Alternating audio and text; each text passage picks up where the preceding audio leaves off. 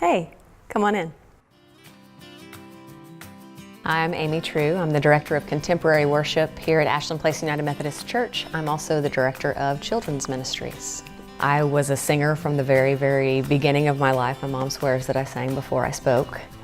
So a lot of my childhood was spent in church choirs and doing theater. So I knew at a very, very young age that I wanted to be an actor. So I started doing plays at about 12.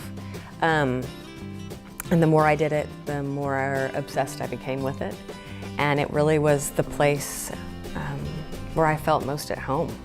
That's where I felt like I was myself the most. I went to the University of Central Oklahoma and majored in musical theater.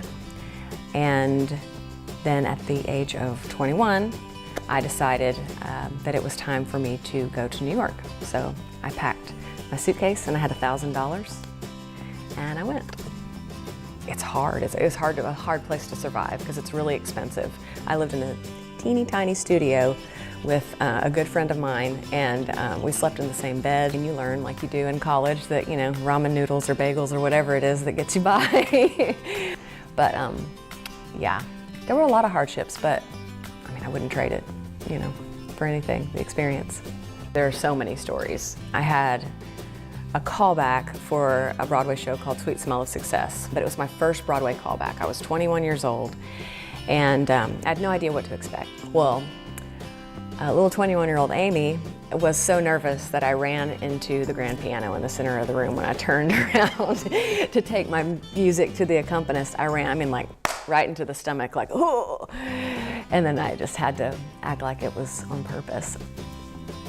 Yeah, that was probably the most embarrassing / funny thing that ever happened. But New York is an amazing place. But apparently there were some other plans for me, and I got pregnant with my first child.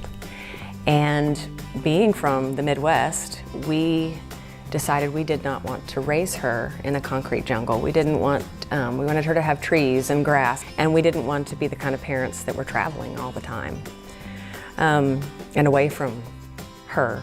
And Richard, my husband, is from Mobile originally. So we moved here because his family is here, and we thought it would be a good place to raise Parker. Parker has been sort of a spitfire since she was in the womb. That's just Parker. She's kind of my idol, even though she's my child. Like, she's super free-spirited. She says what she thinks, she says what she feels all the time. She sings and she dances and all that stuff, but she's visually very creative. She's always creating, always. No matter where we are or what we're doing, she's creating some form of art, and it's pretty cool. And then we have Bennett, who is our other daughter, and she is also a spitfire in a totally different way. She is super ornery. She's only one, but she already, I can tell, she's going to be my prankster. She's also going to be my musician. She can keep time, which is pretty amazing for being one, and she can also sing part of All the Single Ladies by Beyonce. So anyway, they're great. After being an actor for so many years, if I can be super frank, it started to feel a little empty and a little self-serving. I was pretty sick of seeing pictures of myself and you put yourself out there like a product all the time. At the time, I think that I didn't understand that was, not to sound trite, but I was sort of receiving a calling to do something that was beyond myself. So we started looking for a church. So we came here and instantly we knew this is where we wanted to go. And then I thought, well, they have a small choir. I'll volunteer for the choir. It sort of snowballed from there. The children's minister came and asked if I would run the music for Vacation Bible School. And I was like, sure, I can do that. And then pretty instantly they came to me offering me a job to work leading the children's choir. There was not yet talk of a contemporary service. That came later.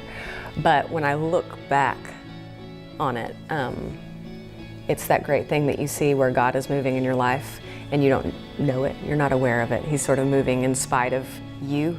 All of those roadblocks sort of led me to the place where I am. And so now we have this great service that I get the opportunity to run every week. I don't think, and I think my husband would say the same, that there's any doubt that